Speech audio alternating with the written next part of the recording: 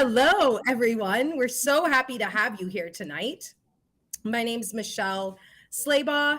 I am a Black, queer woman, light-skinned, in a black shirt with clear glasses on. My pronouns are she, her, and I am here as the Director of Social Impact and Strategic Communications for SECUS, Sex Ed for Social Change.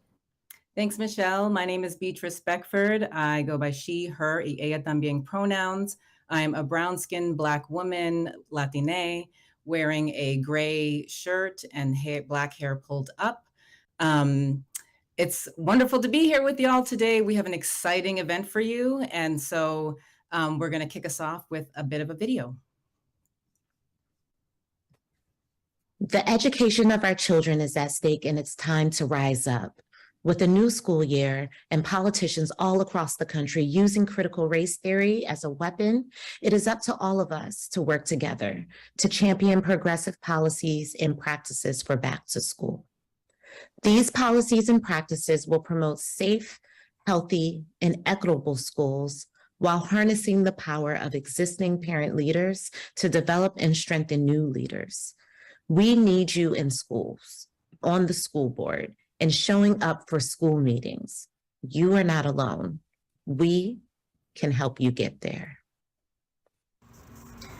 More than ever, our students are facing book bans, tearing down of comprehensive sex education programming, abuse of LGBTQIA plus students and teachers, and unprecedented expansion of police presence. And what is most needed but ignored is expanded mental health support for students living through inflation, a pandemic, and erosion of protections under the law. There is hope. The way things are is not how they have to remain.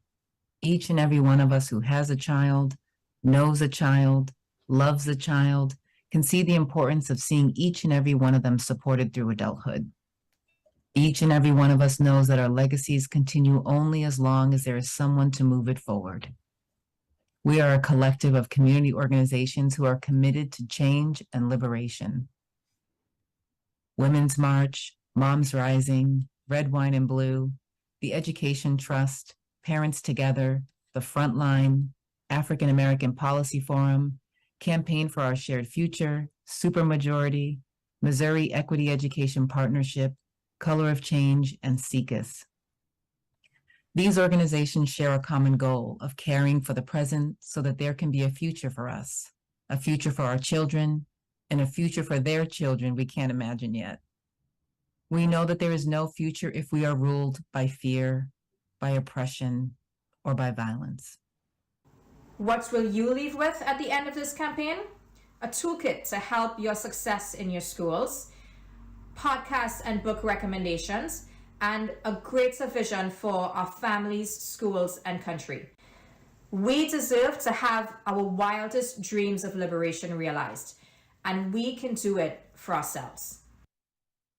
Showing up now, preparing yourselves for the work that needs to be done, is exactly where you are supposed to be. Fear lives in places where there is no light, and each one of us has a light that is bright and shines even brighter when we are together. We are the change makers, the innovators, the dreamers, the seers. Come on in, get comfortable, and know that your presence here and the action you take now will make a difference. Our children need each of you, and we can rise together. So welcome to Saving Our Schools, Activating Parents in the Age of CRT. This is the Teach-In. We have an exciting event for you, full of keynote speakers, real stories from parents around the country on book bans, LGBTQIA tax in schools, police in schools, and more. And at the end, there'll be a section where we'll be able to engage in conversation, Q&A with many of the panelists and you. So we're excited to have you there. That said, I'm going to kick us off with introducing our first keynote, the incomparable Kimberlé Crenshaw. Dr. Crenshaw is the mother of intersectionality, critical race theory, and the Say Her Name campaign.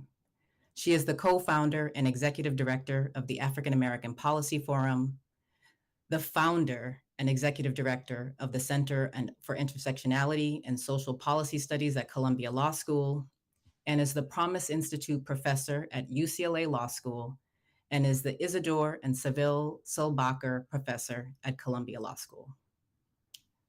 Dr. Crenshaw. Thank you for the kind introduction. Good evening, everyone. I am extraordinarily honored to be part of this activation of parents across the country who care deeply about children having access to safe, honest, and inclusive education. We at the African American Policy Forum welcome this fight to save our schools from an extremely well-funded effort to undermine public education, public institutions, and democracy itself by weaponizing anti-racism. We have, in fact, just returned from a 15-state, 24-city tour where we sought to galvanize voters by drawing out the links between the attacks on our democracy and the attacks on anti-racist education. Now, the same forces that are attempting to gerrymander our democracy in order to rig our elections permanently are also attempting to gerrymander our history in order to undermine all of our aspirations for a truly equitable and inclusive society. This campaign arrives at a critical moment for our country and for the future of our children and our grandchildren. In 2020, millions of Americans in every state came together to demand police accountability after the murders of George Floyd and Breonna Taylor. Yet for some, the prospect of this growing consensus around the goals of a truly inclusive democracy resulted in a backlash. They attempted to dismantle this energy. Now, the wholesale attack on all manner of anti-racist history, concepts, tools has all been packaged together as a repudiation of what they call divisive concepts, most prominently among them being critical race theory. Now, having gentrified this entire terrain of anti-racist histories, prisms, practices, school boards and legislatures across the country sought to censor these so-called divisive concepts, concepts such as structural racism, implicit bias, disparate impact, even including the racist origins of our Constitution, and of course, the entire racial justice apparatus. Now, during our tour last week, voters and parents were astonished to learn exactly what has been taken out of their children's curriculum under the guise of this attack on divisive concepts. It includes classic books such as Beloved and The Bluest Eye by Toni Morrison, Their Eyes Were Watching God by Zora Neale Hurston, Sister Outsider by Audre Lorde, and books by newer writers like Ta-Nehisi Coates, Between the World and Me, Heavy by Casey Lehman, and All Boys Aren't Blue by George Johnson. Even a book by Ruby Bridges, telling the story of her integrating New Orleans schools as a 6-year-old, has been attacked by these extremists. And beyond book banning, teachers have lost their jobs and licenses, principals have lost their schools, and those who remain have been chilled.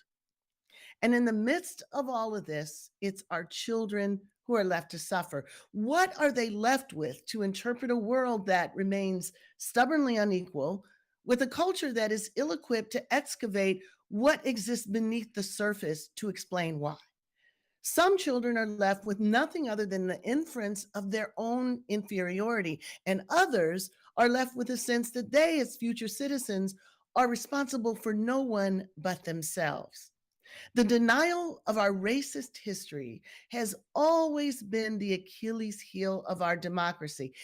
This is why less than 10% of high school seniors know that slavery was the cause of the Civil War. It is also why on January 6th, all too many of our fellow Americans stormed the Capitol, convinced that something had been stolen from them that they had a right to exclusively think of as their own. That is the consequence of miseducation.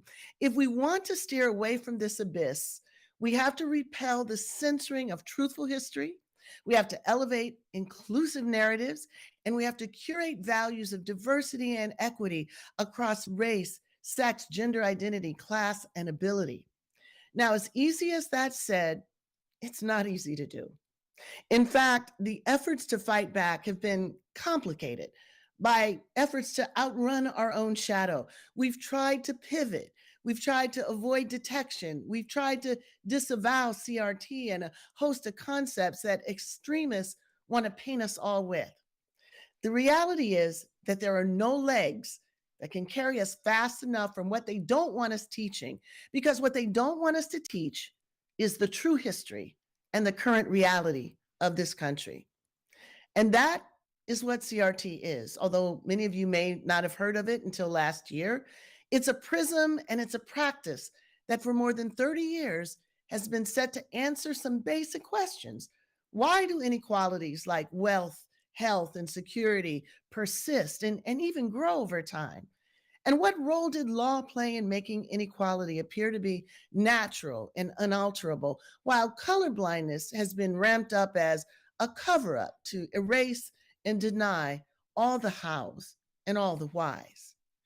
These are the things that our kids want to know. And beyond that, for kids of color, these are the truths that they need to know. What extremists are trying to ban is simply survival knowledge, something we practice and teach our kids when we give them the talk, or when we place our hands at 10 o'clock and 2 o'clock, when we see the flashing lights in our rearview mirrors. To ban this knowledge about what is real and how we have long struggled to overcome it is to put us all in grave jeopardy. So this is why we must fight. As I've said for the last few weeks, there is no daylight between racial justice and democracy. Democracy was the entire reason that Brown found desegregation a constitutional right. It is why the effort to save what remains of those commitments have to be fought tooth and nail. Now, there's some bad news and there's some good news. The bad news is that the lies have done damage. They've traveled throughout the country before our truth got its boots on. The good news is that majorities are with us. Majorities support the teaching of our historical truths in our schools. Our own focus groups of Democratic voters tell us that when we define critical race theory, 82% of them are squarely with the teaching of critical race theory. And so are our children. We know, too, that once the fertile soil of racism has been tilled and seeds are planted, the branches of the poisonous vine extend to launch further attacks, from don't say gay and don't say trans to the current rise of anti-Semitism. So given the stark reality, it's vital that we push back against these anti-democratic forces and their attack on public education. The pursuit of knowledge, like freedom and democracy, is a constant struggle. It is not a one and done scenario. So together with our partner organizations, we stand in solidarity with you as parents to fight back against book bans and attacks on the knowledge necessary to sustain a truly inclusive democracy. We hope that tonight's event provides you with an in-depth understanding of how we got to this fraught moment. We also will hear personal stories from individual parents, because the human cost of these attacks is too often invisible. And finally, we hope you'll find the tools you need to take action in your local communities, whether you can give 5 minutes or you're ready to run for office. And most importantly, come November 8th, let them know what we think about banning books, about erasing our history, and about undermining our democracy. Thank you. Thank you so much, Kimberlé, for an incredible kickoff to this conversation. I am super excited to hear what else our speakers have to offer.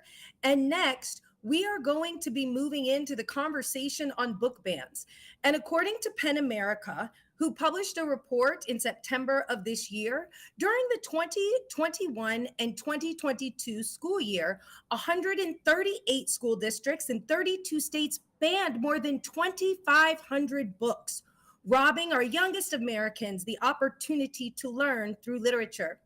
And now we are going to hear a story from Zabrina Looney with the AAPF.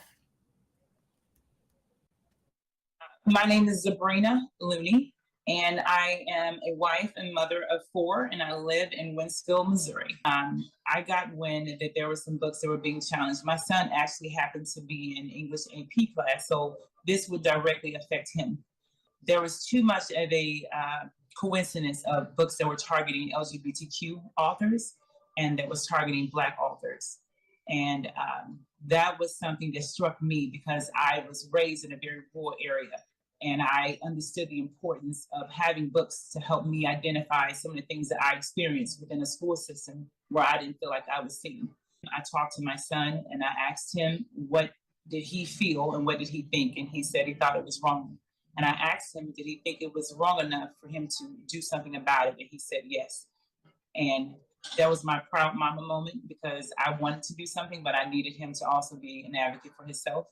And so we contacted the ACLU. I would say to anyone who is going to stand up for something that is wrong in your community, that is wrong in society, that you feel like it's wrong, you have to be prepared to finish the fight. You have to be prepared for whatever comes next. You have to show strength in whatever decision that you make. You have to show tenacity to finish it. It is not for the weak, but when my story is told, I'm confident in the fact that it would be that I stood up when something was wrong.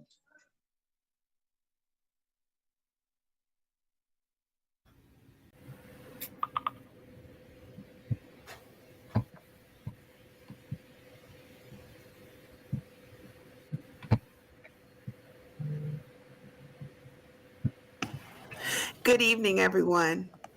Thank you for this opportunity.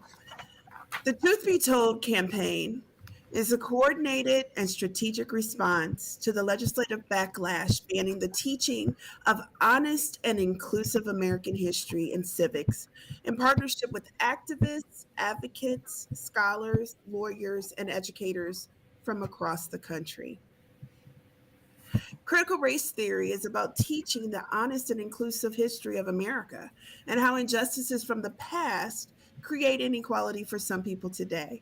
It is the best way to combat division and promote unity by equipping our children with the tools they need to thrive in a diverse world.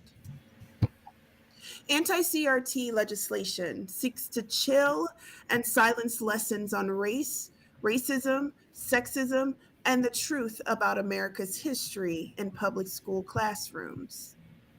Conservatives have been utilizing buzzwords like divisive concepts, parents' rights, age-appropriate instruction, and curriculum transparency to mask the true nature of their anti-racism legislative campaign. To understand the end goal, consider the recent boast in the New York Times by anti-CRT architect Christopher Rufo, when he declared, "We are right now preparing a strategy of laying siege to the institutions." The institutions here are the public schools, which he believes are waging war against American children and American families. Let's go back to fall of 2020 to answer the question, how did we get here? After viewing an interview with Christopher Rufo on Fox News, former President Trump issued an executive order banning diversity and inclusion training in the federal government. The American Legislative Exchange Council, ALEC, hosted a workshop in December of 2020 as part of its annual summit to advance model legislation with right-wing actors. The workshop, entitled Against Critical Theories Onslaught, was led by speakers from conservative think tanks. The summit was designed to provide a blueprint to expand Trump's executive order to the red wall, representing the 30 Republican trifectas held in red states. Although President Biden rescinded this order on his first day, the Red Wall campaign was already underway with states introducing and passing anti-CRT legislation. the chilling effects were immediately felt by educators nationwide. Kristen? It bears noting that most of the ALEC-inspired bills passed initially mirrored the executive order language, focusing on banning ill-defined divisive concepts related to race and sex stereotyping or scapegoating to prevent highly subjective feelings of classroom discomfort, mainly among white children. A closer look at bills introduced in 2022 reveals that legislators are taking a more aggressive approach to attack CRT, being more explicit and transparent about what they seek to silence. Over the past 2 years, we've seen 89 bills specifically target critical race theory by name, while inaccurately defining what it is, and a total of 214 bills restricting teaching of race and sex-related concepts in schools, universities, and employee trainings. Another wave of anti-truth legislation includes bills that would mandate the instruction of highly partisan materials that are favorable to conservatives. This is a clear ploy to indoctrinate students by preventing them from accessing certain content, namely content that illuminates how systemic racism influences law and society, and force-feeding them content that cements a singular view. One key example is Florida's HB 395, an anti-communism bill championed by Governor DeSantis, which ironically mandates the instructions of how citizens suffered the suppression of speech under communist regimes. Mandatory punishment is another trend. These are specific required punishments for individuals or school districts found in violation of the law. One especially egregious example is Oklahoma's SB 1142 that sought to impose a $10,000 fine for school districts whose libraries contain books about gender identity. Finally, there's been an increase in surveillance state provisions, typically billed as parental bills of rights, demanding that teachers post all their lesson plans and readings online for parental view and consent. These are part of a broader trend of parental rights bills that have historically reared their ugly head in moments of racial progress in schools, like after Brown v. Board of Education. Banning books that offend the sensibilities of concerned parents is an American tradition with a long history, and the coordinated war on books that we're seeing today is only the latest chapter in this story. In the early 1900s, the United Daughters of the Confederacy were banning textbooks they deemed unjust to the South. In the 1930s, there was a moral panic over U.S. history and civics textbooks labeled communist propaganda because they discussed poverty and economic inequality. These sorts of issues were revived forcefully with the Second Red Scare and McCarthyism of the 1950s, and the focus on racial issues in textbooks reached its highest point of the 20th century following the campaign of massive resistance to school desegregation throughout the 50s and 60s. By the 1970s, the reactionary script was pretty much set in stone, and what mattered was not the reality of the curricular or textbook content, but the outrage and fear of paranoid white parents. In Kanawha County, West Virginia, in 1974, white parents reacted with violent rage to false rumors about the contents of newly approved textbooks, as conservative school board members warned that the books were full of anti-Christian, anti-American, anti-white propaganda and indoctrination. But it's important to recognize that the resistance to CRT has opened up the floodgates for a cornucopia of concerns about all sorts of books authored by or for members of marginalized communities. In October, Texas legislator Matt Krause sent out a demand to all school districts to investigate a list of over 800 books in their curricula, classrooms, and libraries. Analysis showed that more than 60% of the books on that list had to do with matters related to LGBTQ topics, and about 20% touched on transgender issues or featured a trans character. PEN America has collated an index of school book bans that offers a snapshot of the trend. Their index lists 2,532 instances of books being banned in over 100 school districts in 32 states between July 2021 and June 2022. These districts represent over 5,000 schools with a combined enrollment of over 4 million students. Some of the most common themes among the banned books are those that include prominent LGBTQ characters or characters of color, address topics involving race and racism or LGBTQ issues, or have themes related to civil rights and activism. Dozens of even children's books have been banned, including biographies of Rosa Parks, Ruby Bridges, and Martin Luther King Jr. The descent into fascism in Nazi Germany included numerous book burnings. The line between the Republican Party today and fascism, if it exists, is increasingly difficult to identify, as we can see from this picture side by side. This is from Tennessee, led by a Republican preacher. There were book burnings this year. And just as in Nazi Germany, today's fascistic anti-democratic movement is fueled by an alliance between an authoritarian white supremacist political party and conservative elites who see public organizing and liberal democracy as threats to their wealth and power.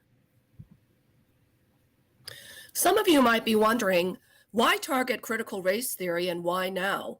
Well, it's important to note that we are facing attacks on multiracial democracy, public education, and racial and social justice because we have been winning in the court of public opinion and on the streets to demand a more just society. From the Manhattan Institute to the Heritage Foundation, from Fox News to the State Policy Network, the architects of right-wing infrastructure realized how they were facing a serious dilemma that became even more apparent after the 2020 elections, when Democrats won back control of the Senate following an incredible intersectional activation that resulted in an upset win in Georgia. As a result, one nagging challenge that right-wing operatives with the school privatization agenda had was to figure out how to get white parents to disinvest in their public schools, a formidable challenge because of the way that white supremacy operates. Because of white flight and the exclusionary and state-supported development, policing, and protection of white neighborhoods, suburban parents have been generally happy and satisfied with their public schools and public school teachers. That's why a fear-mongering campaign centered on race was so essential to turning around both the racial reckoning momentum among suburban white voters and their support for public schools. Enter the disinformation campaign against critical race theory. This hit job had to be about race, it had to have a strong emotional appeal, and it had to invoke fear with lies about the real state of things to make inroads among white suburban parents who were moved during the summer of racial reckoning to demand racial justice. At AAPF, we have been saying all along that a defensive message like critical race theory is not taught in public schools is not only ineffective, it's counterproductive. It unintentionally endorses anti-CRT legislation by treating critical race theory and systemic injustices as things that don't belong in public schools.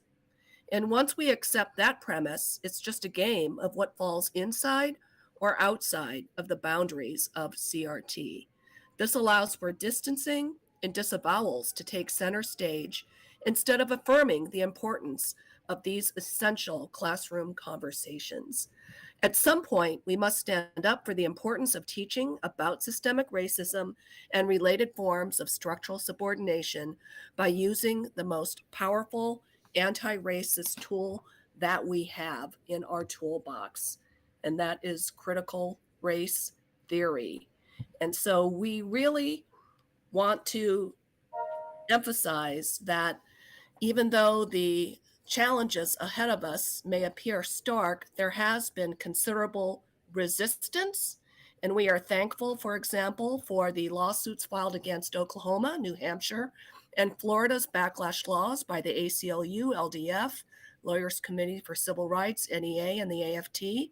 Students and youth are organizing, and the groups sponsoring this event are hard at work on many initiatives. You can join AAPF tomorrow at 7 Eastern for our virtual event, Books Unbanned, From Freedom Writers to Freedom Readers, a cross-country call to action. You can find the link for free registration in the chat. So we thank you all for your attention, for helping us to fight back against these anti-CRT, anti-truth movements fueling book bans across the country.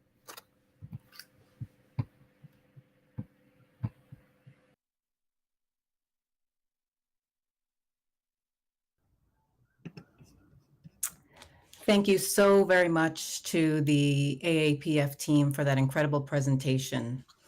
In addition to book bans, our attacks on our schools and our children have included harmful attacks on our LGBTQIA students, as well as attacks on comprehensive sex education. Next, we'll hear from a parent, Lizette Trujillo, and as well as representatives from CICAS and Campaign from Our Shared Future, who help us understand how we can push back.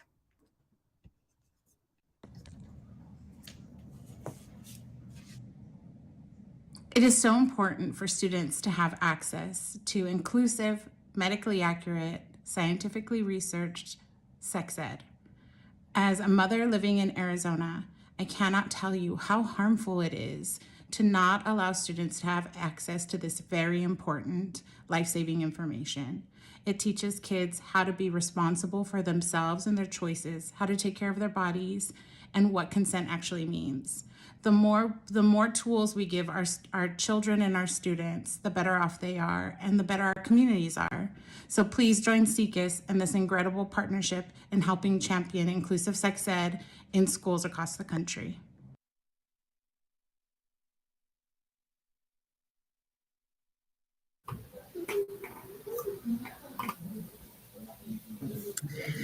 Thank you so much. Dr. Heather, would you like to go ahead and tell us about the work that you all are doing? Good evening. It's so good to be in community. My name is Heather Harding, and I'm the Executive Director of the Campaign for Our Shared Future.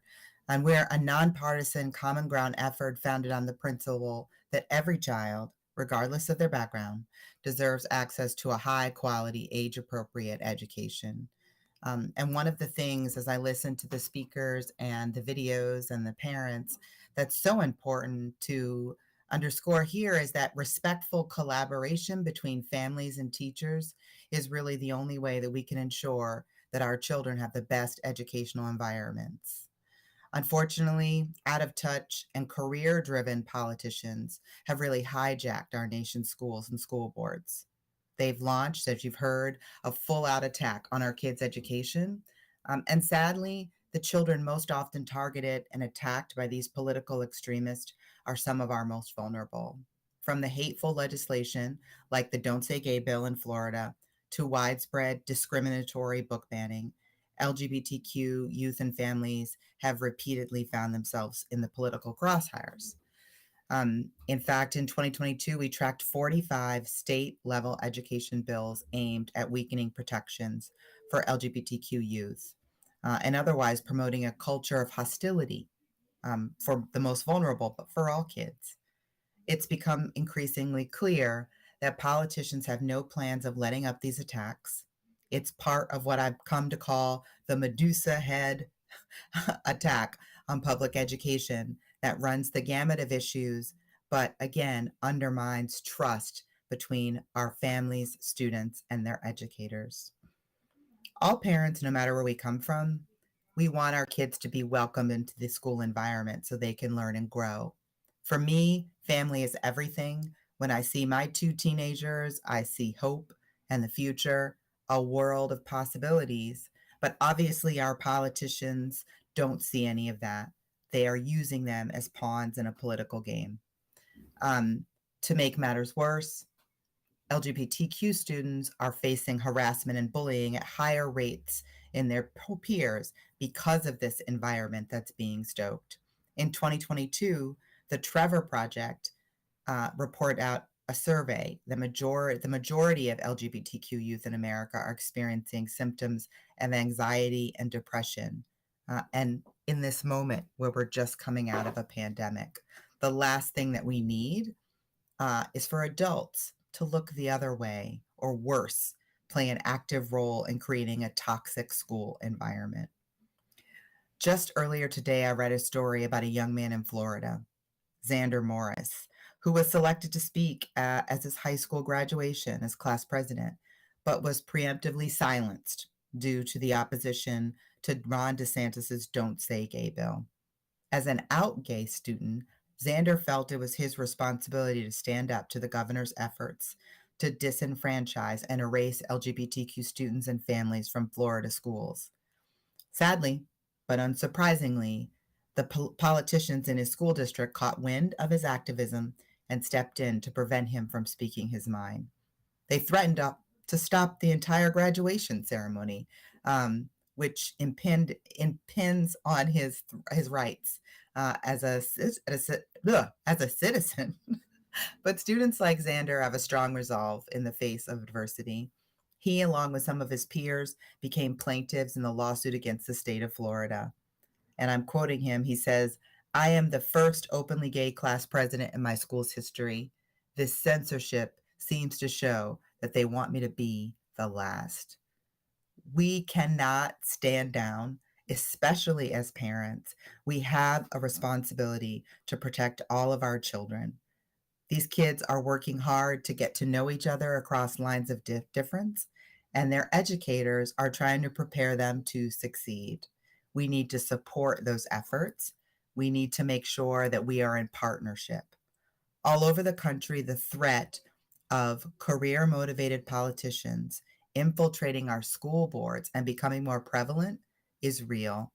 These efforts to erase history, which have been well shared prior to my talking, are part of America's complicated racial past. We can have and do have a great country, and we need for it to get better. So we at the Campaign for Our Shared Future are calling on you as parents and allies to help center the voices and experiences of LGBT community and call out unequivocally these dangerous attacks on their rights and their safety. Because if our most vulnerable children aren't safe, none of our children are safe. By speaking out at school board meetings, voting in your school board elections, and running for office when you get the call to service, together we can ensure that our public schools remain places where every child can thrive. To learn more about the challenges that children and families are currently facing, please visit campaignforourSharedFuture.org for resources and support.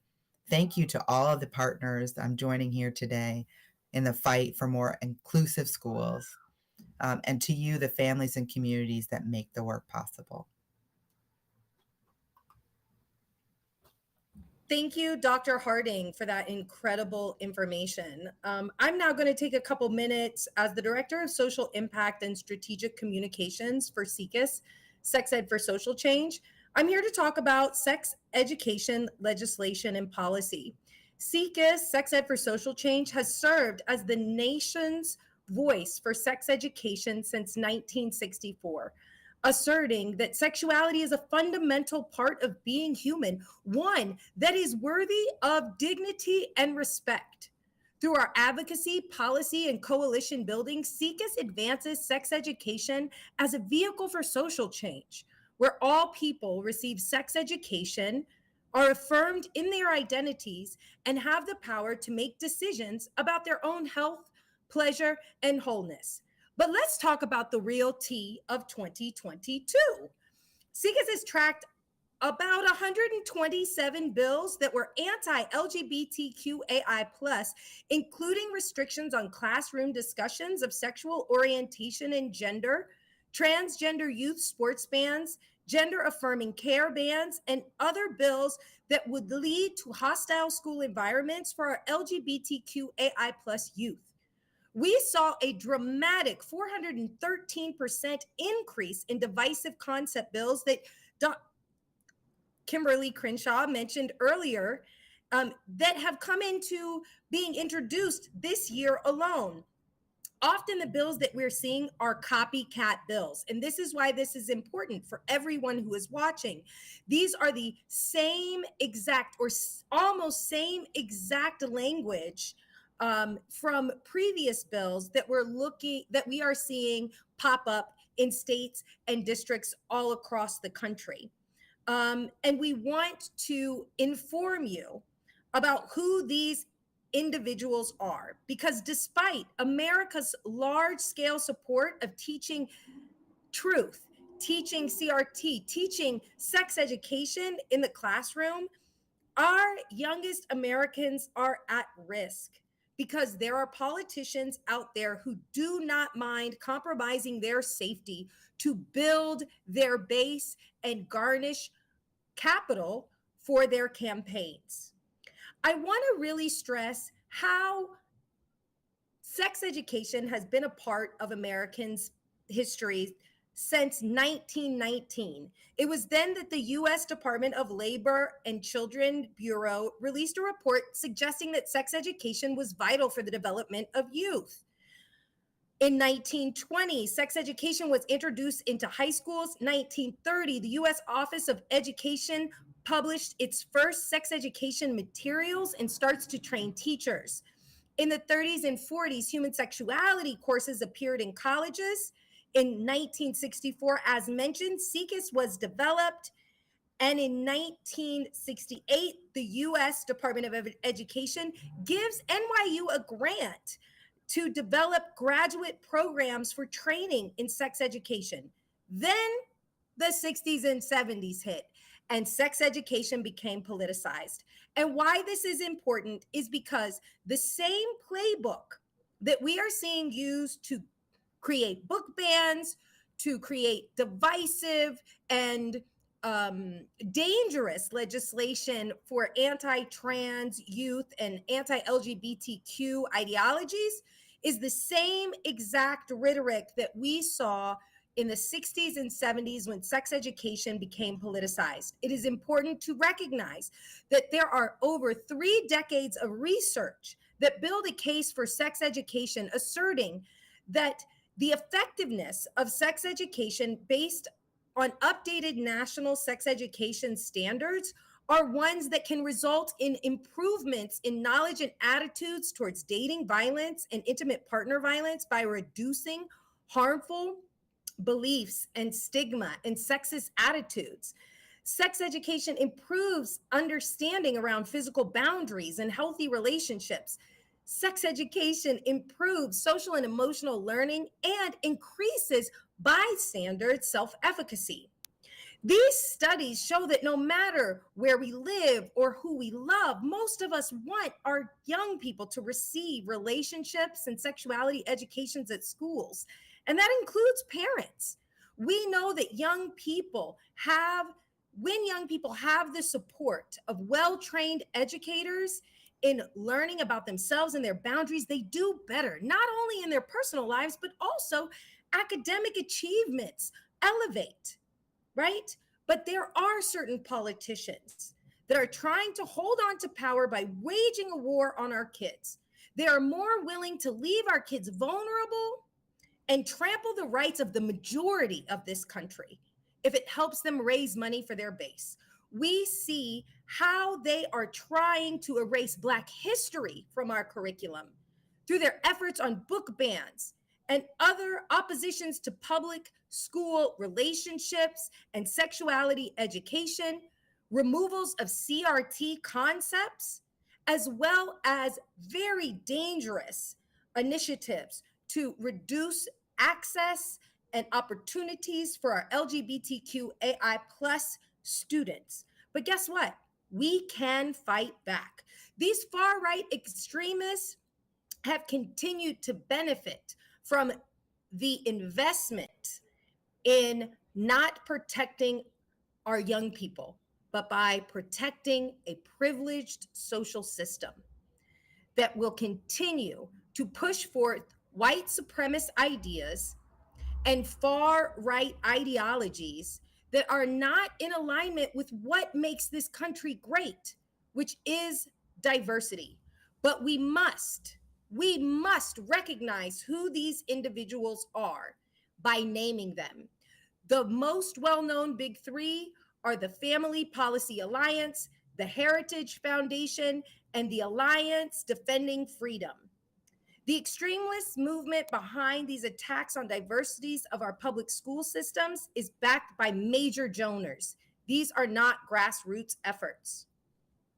We really want to continue to ask for your support in identifying ways you can get involved. You can do that by going to CECUS.org and signing up to be a part of our newsletters so you can get real-time action alerts in your area to be able to take action, write your local congressperson and let them know. I also invite you to check out SECUS's state legislative policy reports that allow you to understand where your state legislation sits around sex education. And finally, I want to invite you to check out educateus.org. That is SECUS's C4 sister organization that can give you a full download of candidates that are supporting sex education and reproductive rights on the ballots this year. I want to remind you that while this is always and often tiring and overwhelming, there are organizations that are here to help. Get involved in whatever level you can and know that we are here fighting for you. And at this time, I am going to go ahead and introduce our next conversation, which is about how do we create safe environments in our schools and the level of policing that is currently happening. So I'd like to introduce a parent story from Moms Rising. Hi, my name's Erica, and I'm here to tell you, don't think this could never happen to you. Don't think that just by being involved in with your child in their education, having all the mental health systems working with you, don't think that it can't be your child. I have a 14-year-old child who has special needs that had everything in place. I'm actively involved. I'm there every step of the way. And I still watched our school systems bring in police against him. I now have a child who is afraid to leave the house, who is scared of the police, who's scared of teachers, and now has PTSD from going to school and giving it his all.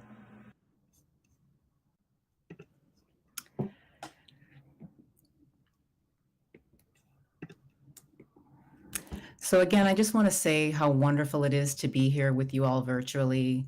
The outpouring of interest and support for this event has been deeply inspiring. As I share this section on school health and safety, I would love for folks to be thinking about what makes you feel safe and supported. This question is an important starting place for how we can envision and create a climate in our schools that supports students and creates a culture of safety that centers the needs of children and young people. Please feel free to add your reflections, your ideas, your thoughts in the comment section. Now more than ever, young people, and specifically school-aged children, need support. Our country is experiencing an urgent mental health crisis. In 2019, more than 1 in 3 high school students said they experienced persistent feelings of sadness or hopelessness, and 1 in 5 students seriously considered suicide. Emergency rooms across the country saw a significant increase in the number of ER visits for mental health reasons in young people. While this crisis isn't new, a persistent lack of investments in school-based mental health resources on top of a pandemic has made it exponentially worse. Young people who experience anxiousness, depression, and worse are struggling, and their mental health challenges can be incredibly overwhelming for parents and educators to navigate. Support and safety go hand in hand, and too many of our schools lack the resources to provide meaningful support. School counselors, nurses, social workers, and school psychologists are often the first to see children who are sick, stressed, or traumatized, particularly for low-income school districts. The benefits of investing in mental health services in schools goes above and beyond the immediate supports that children and young people get when they engage in these services. These same schools with these services and support see better attendance rates, better academic achievement, and higher graduation rates, as well as low rates of suspensions, expulsions, and other disciplinary incidents. Support and safety go hand in hand, and data shows us that the presence of school-based mental health providers not only improves outcomes for students, but can improve overall school safety. The benefit of investing in school mental health supports is clear. So You would think it would make sense for school boards, principals, government leaders, and elected officials to be using every available resource to increase access to school-based health and mental health professionals. But instead, what's happening is funding for police and schools has been on the rise on top of a national youth mental health crisis. And while schools face critical shortages of counselors, nurses, psychologists, school social workers, and teachers, even schools offering some mental health services are terribly understaffed. Nationally, it's recommended that at least one counselor and one social worker for every 250 students, at least one nurse per 750 students, and one psychologist for every 700 students. These staffing recommendations are a minimum requirement. Despite that, and as this map depicts, the 90% of students are in schools that don't meet these standards, and in schools with a significant lack of health and mental health support staff, law enforcement presence is increasing. Many states reported 2 to 3 times as many police officers in schools as social workers, and several states reported more police officers in schools than nurses. This is an issue affecting millions of students across the country. That's 14 million students in schools with police, but no counselor, no nurse, psychologist, or social worker. That breaks down to 1.7 million students in schools with police but no counselors, 3 million students in schools with police but no nurses, 6 million students in schools with police but no school psychologists, and 10 million students in schools with police but no social workers. What this looks like in our schools is parents like Erica seeing their kids experience harm versus help. And just to give an example, there are now more law enforcement officers in Florida's K-12 schools than there are nurses. And the arrests of students have jumped in the 2 years since legislators passed a law requiring that every school deploy a police officer and an armed school employee. You may have remembered the Give a Teacher a Gun effort. This more police, more guns approach is not working. And these images show the Orlando Police Department escorting a 6-year-old away after arresting them at their school. And then there's Kaya, a 6-year-old who, with her grandmother here, Kaya's tiny wrists were zip tied and she was escorted out of her school, taken into custody after she reportedly threw a temper tantrum. The temper tantrum had been triggered by tiredness because of her sleep apnea, a condition the school was well aware of that made her irritable that day. As a result of the arrest, Kaya developed extreme separation anxiety and wakes up screaming with night terrors. These stories are not the only ones, and they're happening across the country. During the 2018 to 2019 school year, the number of children and young people arrested in Florida increased 8%, even though communities around the schools saw a 12% decline in the number of young people arrested. Police officers arrested elementary age kids 345 times. That includes arrests of a 5-year-old and 5 arrests of 6-year-olds in the same year. School safety it's a shared responsibility. We know what works, and it's not more of the same. Investing in school-based mental health supports helps kids, particularly the most vulnerable, while continuing to pour hundreds of millions of dollars into policing in schools has not made our schools any safer, and instead has actually created more harms. The reality is that together we can change this, and it starts by taking action, speaking out, signing petitions, and advocating for resources for student mental health supports. It means showing up at school board meetings, writing or calling your elected officials, and educating them on the importance of school-based mental health supports and the mental health crisis that our children and families are navigating. Additionally, police and schools are funded in a number of ways, but ultimately they're funded by us. They're funded by you through your local, state, and federal taxes. And the people you elect, the people we elect, Congress, governors, mayors, city council, and even school boards, make funding decisions on our behalf, on your behalf, from year to year, which means you can help influence how your elected representative distributes and redistributes public school funds. You can push for budget proposals that invest funds into what students really need instead of pouring money needlessly into more police in our schools.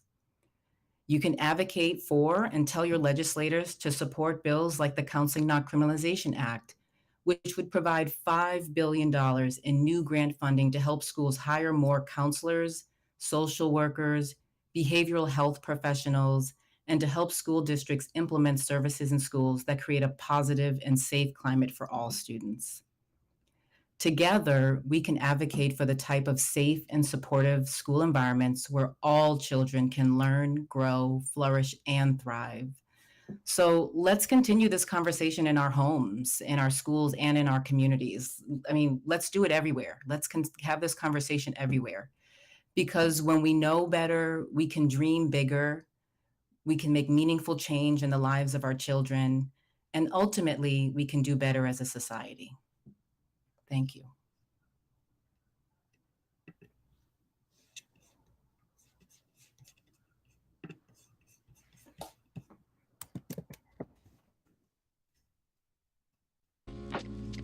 Learning is a tender thing, worthy of protecting. Schools can be a safe place for students to learn, heal, make mistakes, and grow. A place where students can receive the support they need to thrive. A place where children can build healthy relationships with themselves, their peers, with adults, and their communities. Introducing policing into schools and criminalizing student behavior fractures and harms this delicate ecosystem, turning students into targets, teachers and staff into weapons, and schools into pipelines to prison. When we resource our fears instead of our futures, students, schools, and communities lose access to essential supports. Young people, educators, parents, and communities are stepping up to protect the delicate ecosystem in our schools. They're advocating for resources to be redirected away from systems of harm and punishment towards systems of support and care. Together, we can build a world where schools are a safe place for students to thrive and reach their full potential. To learn more and take action, visit MomsRising.org.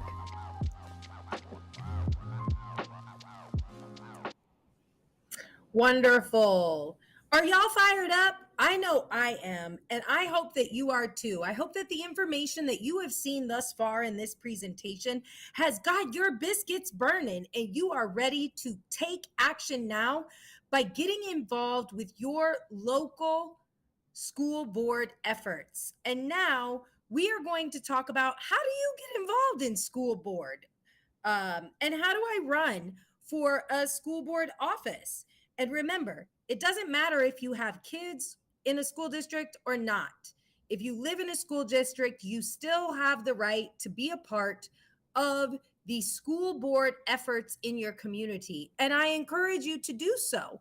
Homeowners insurance would do the same thing. So now I'm going to throw it to our next video, which is about getting involved in local school board elections. My name is Nidhi Satyani, and I am a school board member in a suburb of Columbus, Ohio. I chose to run for office a year ago because I believe in our public schools. Our public schools are the one place where everyone, regardless of identity, regardless of ability, regardless of socioeconomic differences, come together with a shared goal of becoming informed citizens, citizens who care about the welfare and dignity of others. And that's the heart of a democracy, and I believe in democratic societies. Our nation is at a fork in the road. Will we continue to honor the dignity of everyone? Will we empower our teachers to teach hard things?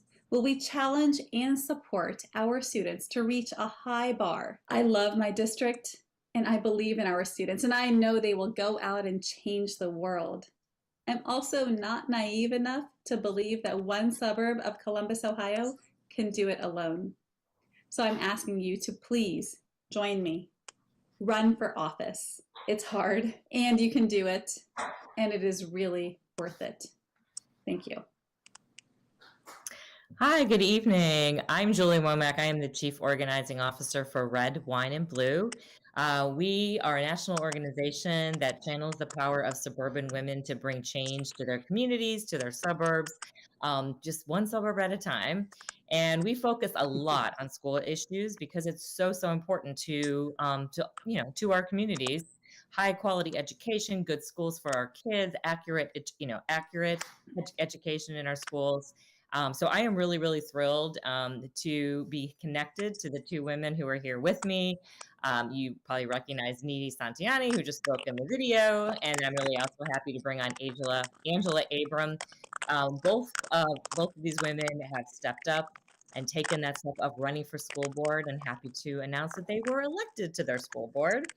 So I just really wanted them to take some time to speak to you, about what it takes to run for school board. What do you need to know? So if you are a parent sitting out there right now listening, thinking, I could do that. I'm going to just start, since you already heard from Needy on the video, I'm going to start with Angela. Angela, could you just kind of tell everybody who's listening, what was it that made you decide I am going to step up and run for school board? Well, good evening. One of the reasons I decided to run for school board was because my children were about to leave our high school, and I still wanted to continue to give back to my community. I had the opportunity to observe multiple school members in the community, and I just felt that it was something that I could also do to further my public service in the community. That's great. I'd like to hear from both of you, and Needy, I will switch back over to you. So if you're a parent sitting out there right now and you're like, ooh, I've never run for office, I don't even know how to get started with that. What is the first step you suggest they take? How do they get that? How do they get that training to run a campaign? Yeah, absolutely. So that is definitely a thought I had about 2 years ago. And there are so many resources out there. Most of them are free. There are some that you can pay for that will really give you the tools that you need to create a campaign plan, which is basically a business plan for your campaign. Angela and I actually met through a local Ohio-based organization called Lead Ohio. But there are organizations all over the country that will give you the training that you need, that will teach you how to fundraise, that will teach you how to knock on doors, that will teach you how to hone your message, that will teach you how to prepare for a debate. All the different parts of a campaign can be taught and can be learned, and there are organizations who will support you. Angela, anything to add to that? Anything that you thought was super helpful in terms of getting training or in preparing for that run for school board? Certainly, I was given pretty much like a syllabus. This is what you need to do first. This is what you need to do next. And I was taught how to kind of back plan from the election date all the way to whatever my current calendar date was, and be able to make sure that I was staying on target with all of the objectives that we needed to complete. So we certainly did learn a lot in our Ohio based programming. And I know there are some national programs that are through certain political parties. So, if a person is of a certain party, they can certainly look that up from the National Training Center aspect. So those are the things I do. I know that I've worked with groups like Lead, Emerge, Run for Something if you're on the younger side. I think if you're under 40 for Run for Something. Obviously, political parties also do that training. So there are definitely so many avenues to take. How did you guys go about, and I'll go back to you, Needy. How did you go about, obviously you got this training and then you're like, I'm going to jump in, I'm going to do this. What was the first steps that you took, and how do you build a campaign team? Because you really can't do this alone, especially as busy moms and community members, you need help. Yeah, so the first thing in Ohio is to file what we call a designation of treasurer form, which I think is similar in many states. And that officially makes you someone who is allowed to collect money. And that's really the first step. So you have to find someone who can be your treasurer. And this can be anyone. I know a lot of campaign members or a lot of candidates who will use a spouse or even themselves as their treasurer initially. I don't recommend that through the whole campaign, but initially, if you need to be your own treasurer, that's totally fine. You can always change that later. But really just someone who's pretty good with numbers. It's not a lot of complicated math, right? There's contributions, there's expenses. You just got to keep track of it. And so just someone who's willing to stay on top of the individual expenses and contributions. And then from there, you really grow your team. So all of my campaign team members were other moms in the district. Some I had met through the PTO, some I had met through my kids' soccer teams, just other people who have skills that would complement my own skills in getting that campaign off the ground. Angela, what about you? How did you grow your team, and what do you think were the most important things you did to get started? Well, after you get your treasurer form filled out and you go and get those signatures on your petition, it allows you to kind of get out there and knock on doors, and it allows you to interact with people that you're going to go see them because you know that they want to support you in this endeavor. So then you can kind of find out where their skill sets are. And then you can kind of form your team, because there are some people who will very happily go and knock on doors for you, but there'll be other people who will only very happily make a phone call for you. And then some people will just really prefer to write a check. So it really just depends on that group of people that you interact with. And, of course, one person knows another person. And so before you know it, you're able to kind of get that nice collective. And then also if you're running on a slate or with other candidates, they certainly share information amongst each other. So you can certainly find out, well, if I need this type of information, who should I go to? So you become just part of a network, and then you can kind of really grow your campaign through that network. Needy, I know you mentioned the treasurer being the first most important thing that or person that you need to find. What other vital kind of people do you need on a campaign? Yeah, I mean, I think it really depends on what your own skill set is, right? So if you're really good with social media and marketing, then you probably don't need somebody who's running that for you. I'm not particularly good with that. And so finding people to help me with the social media and marketing piece of it was good. And then in our community, because I'm a relatively new member of our community.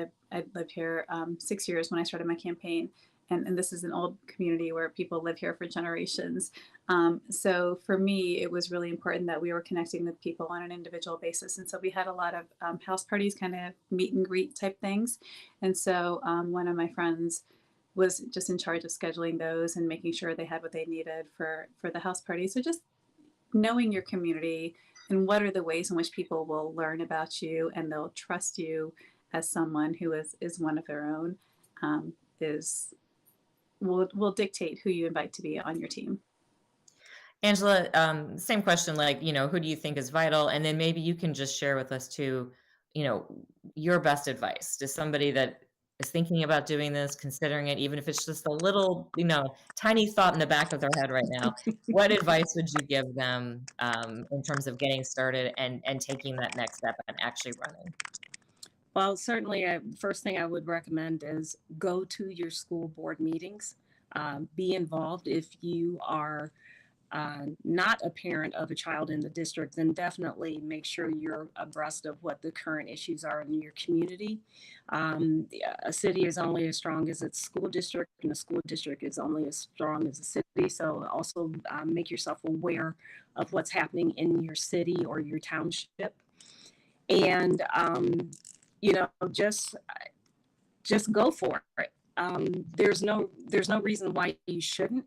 Do your homework, find those people who will support you, and find those people who will be realistic with you. You don't want anyone just kind of gassing you up, but find those people who will be your true listeners, but who also tell you the truth so that you can move forward with a good intention.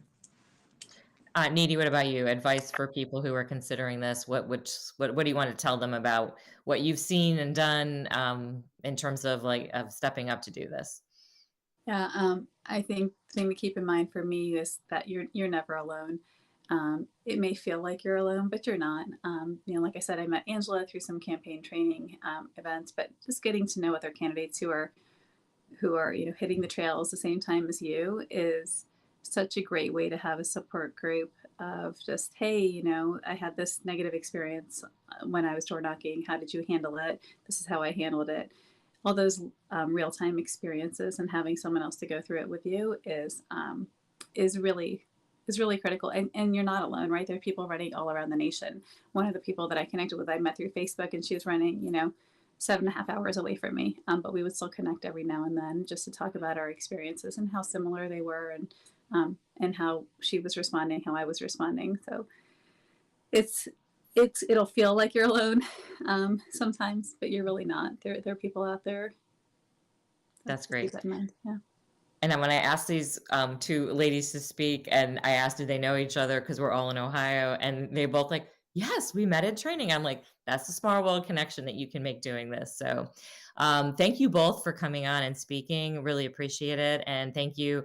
Red, Wine, and Blue is always happy to be involved in school issues. It is a big part of what we do. So if you all are looking to organize in your community, if you're looking to get more involved in your school boards, showing up to your meetings, you can definitely come check out our website at redwine.blue. We have a parent playbook that teaches you how to organize in your community. So very happy to be here. And I'm going to move back over to the next section of our program. Good to see you both. Thank you. Thank you.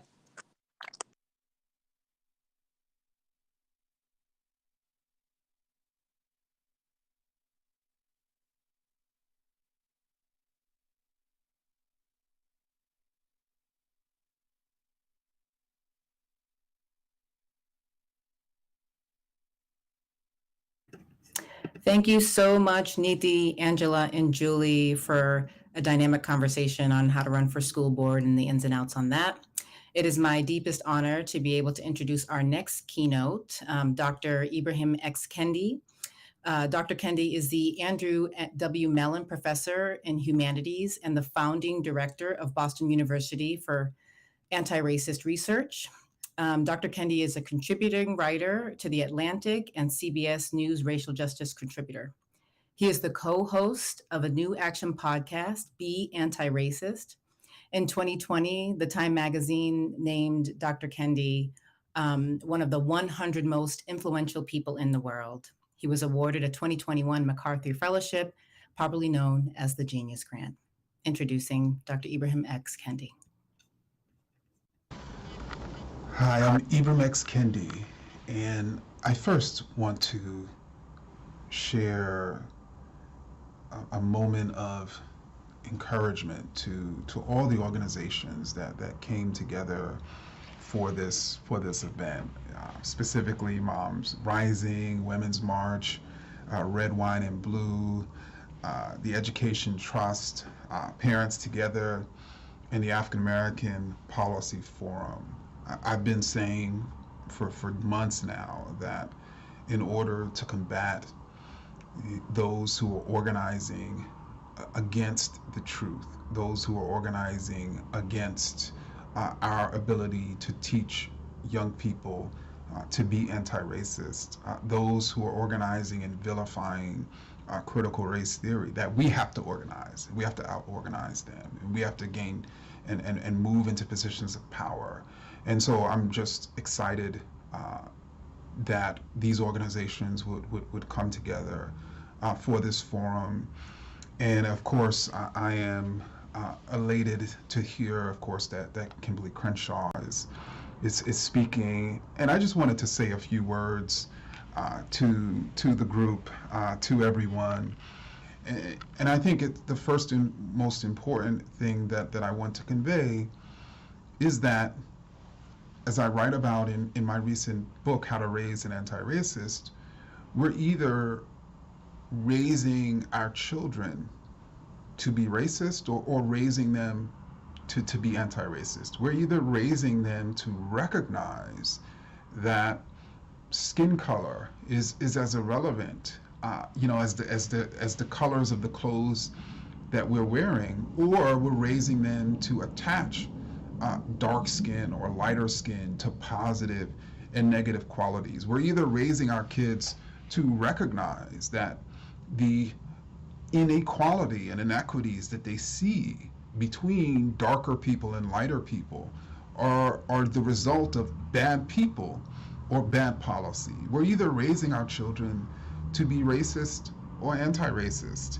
And just like with anything else, like teaching our kids to share, teaching our kids to be kind, teaching our kids to do the right thing, we have to actively raise our kids to be anti-racist. And indeed, it's never too early to start. Unfortunately, our kids are internalizing ideas that attach negative qualities to particularly people with darker skin before they are articulating it, before they can even articulate it. Some studies show that it's as early as 3 years old, but our kids don't really start talking about or expressing their ideas about race until they're more 5 or 6 or 7 years old. And studies show that when our kids start asking questions or expressing their ideas, the first response and even lesson that they receive from parents and teachers and other caregivers is that you don't talk about that.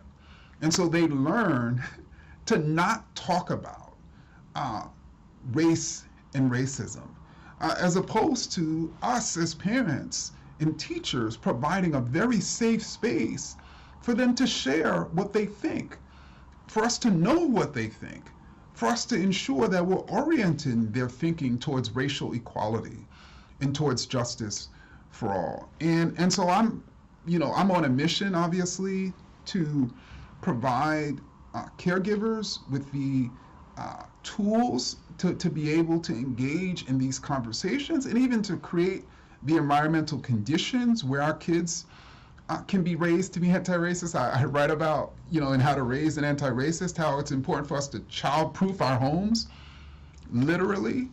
To give an example, one study finds that the racial attitudes of a child is more consistent.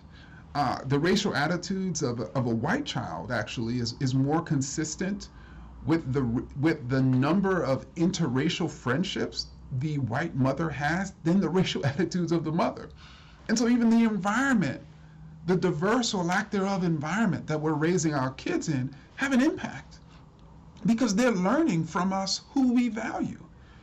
And so I just want to encourage everybody to think very thoughtfully and deliberately about how we're going to raise our kids to be anti-racist. And the beauty is it's not as hard for our kids as it is for us. They don't have to go through unlearning decades of ideas that are imagining that there's something inferior about or different about Asian or Native or Black or Indigenous people. They're learning.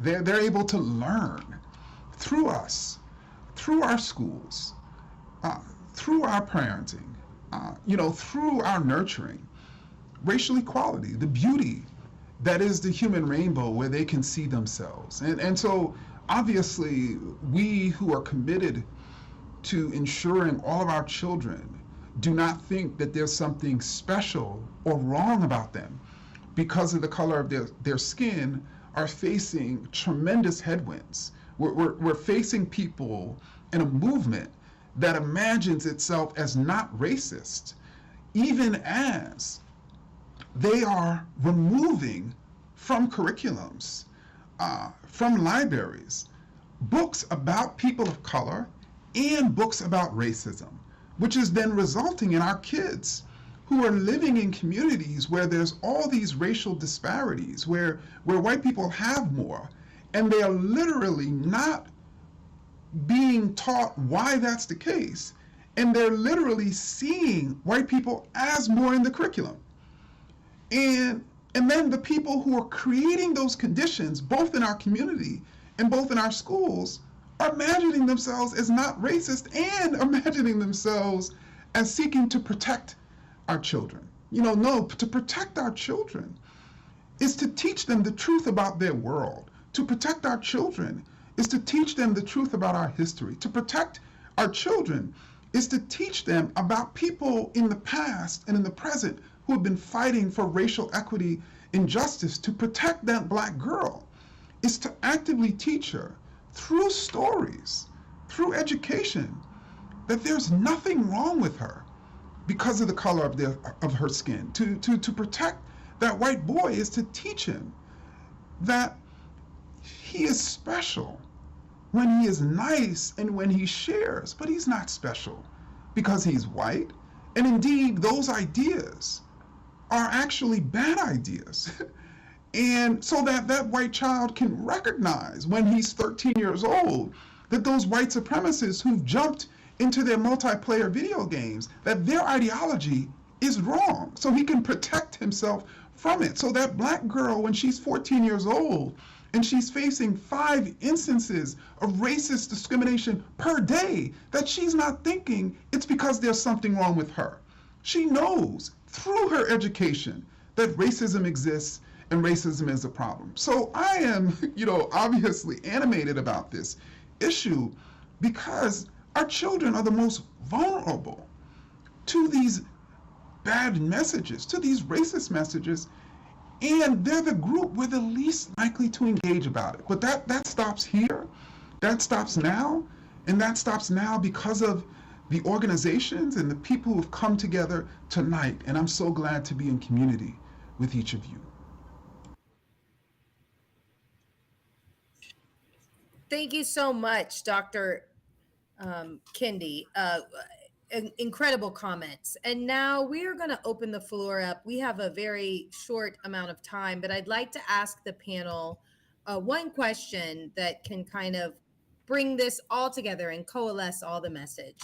So to all the people on screen now, my question to you is, that came from a Facebook viewer: what do you want to say to encourage parents who are dealing with all these issues at once and are listening to us right now?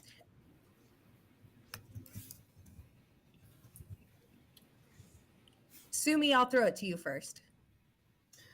Well, that question reminds me of one of the forerunners of critical race theory, Derek Bell, who famously once said that racism is permanent in this society, looking back on history and institutions. And he's been, significantly picked up on that by the right-wing blogosphere. But what he said after that, when people said that's kind of dark and pessimistic, his answer was, the beauty is in the struggle. And I think that's absolutely correct. If parents are facing all of these assaults on various fronts, the most important thing you can do is get involved and get activated. I just came back from a 26-stop, 2-week bus tour. That's what we did, multi-age, multiracial. It was exhausting, it was difficult, but it was life-affirming and meaningful. So please get involved. Join us tomorrow night. Bit.ly, Books Unbanned. We're having a session if you're just getting started, and all these organizations have ways for people to tap in. So take us up on it, get involved. The beauty is in the struggle. Thank you so much. Julie, what would you like to say to this? I think from talking to parents, which is what I do all the time, who have become aware of issues in their schools and they want to do something, they often feel very alone. Like, I'm the only one who's seeing this or hearing this, and it's just not true. So you need to reach out. You need to, whether it's start a Facebook group or send an email to somebody you know, or go to a school board meeting and talk to parents there. Just find that community. Because I always tell people, if you start something, build it and they will come. Like, you start an organization, you start a grassroots group, you start showing up with other parents, you will find that it will grow and grow and grow. And you have so much power together when you stand up and support each other. So I always just say, find that community.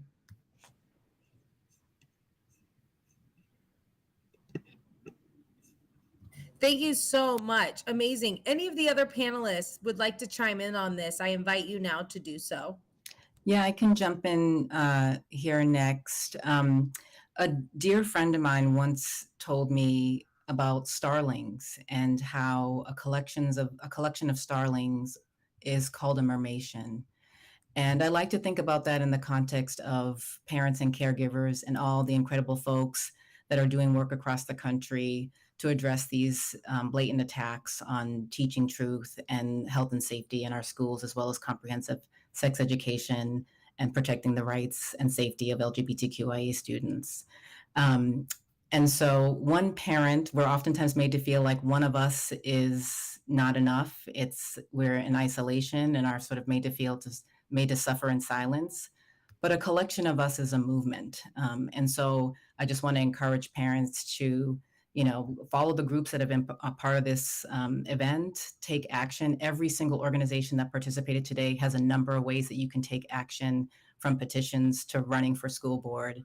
We're here with you, and we're in the struggle together. As Sumi said so beautifully, there are more of us than there are of them. Thank you so much. Anyone else from this group want to make a statement? Sure. I would just say that as a former teacher and also as a caregiver of a child who's currently in our school system, it's important for parents and teachers to work together, because from teachers, they don't often feel that they have the full support. They often feel isolated. And as parents, that same thing happens. But coming together, building power together, meeting, talking to other people, and working in community is where we find our strength. It's important for every parent to know that you are not alone, that there are networks and there are people who think exactly like you. And sometimes it can feel that way. But having these conversations, speaking honestly and truthfully, filling in the gaps, using moments like where we currently are to have those teachable moments and have those conversations with your children, emboldens them, it empowers them.